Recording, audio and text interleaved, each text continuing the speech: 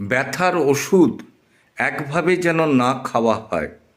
আপনি ব্যথার ওষুধ যদি একভাবে খেতে থাকেন, সেক্ষেত্রে আপনার গ্যাস্ট্রাইটিস ফর্ম করবে এবং গ্যাস্ট্রাইটিস থেকে গ্যাস্ট্রিক আলসার হবে না, সেটাও কিন্তু বুক ঠুকে বলা যাবে না। গ্যাস্ট্রিক পারফোরেশন, হেমোপটিসিস হবারও সম্ভাবনা থাকে।